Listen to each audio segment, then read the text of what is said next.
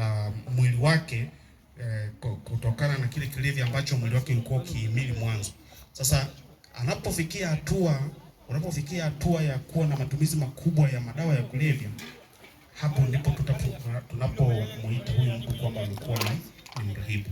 Lakini bahati nzuri ni kwamba serikali ya Jamhuri ya Muungano wa Tanzania imefanya bidii na juhudi kubwa sana ili kuweza kumwokoa kijana wa Kitanzania yeyote ambaye aidha kwa bahati mbaya au kwa makusudi au kwa kukusudiwa na watu wengine aweze kukombolewa kutoka katika swala la urahibu.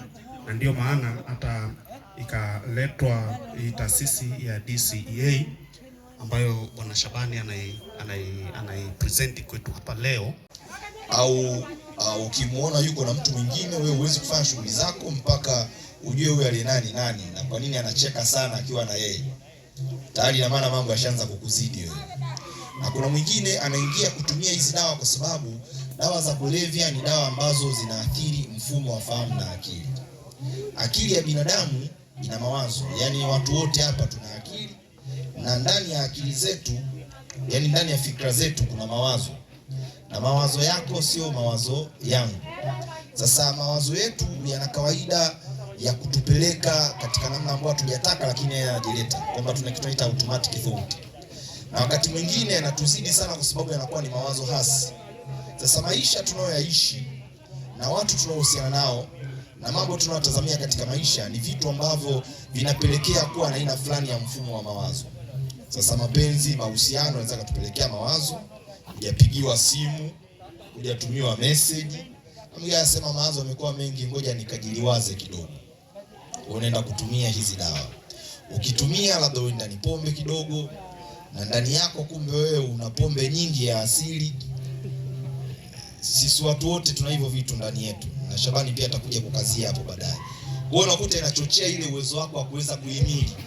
Kuna mwingine hiyo tu chupa moja tayari anakuwa tena akili iko timamu. Mwingine kreti zima ndo anaanza sasa kuvuruga utimamu. Kwa tunatofautiana. Ndio maana tunasema usithubutu kukutu kwa sababu huenda wewe kwenu huna uwezo huo wa kuhimili chupa mbili. Mwingine anaweza. Ndio maana kuna maneno yanaandikwa una drink responsibly. Sasa drink responsibly ni kitu very subjective. Responsibility yangu mimi huenda 2 tu basi inanitosha. Na mwingine kama hivyo. Kwa hiyo siku ya kwanza utatumia, utaona kweli ule ugumu ile jambo na fikra ya maumivu ambayo ulikuwa nao kutokana na mapenzi ikapoa. Kwa siku nyingine tena akikujibu vibaya ile unakuta it's over baby. Unaenda unapiga tena. Unaona kumbe kila akisema it's over nikipiga kumbe na mudu maisha yanaendelea.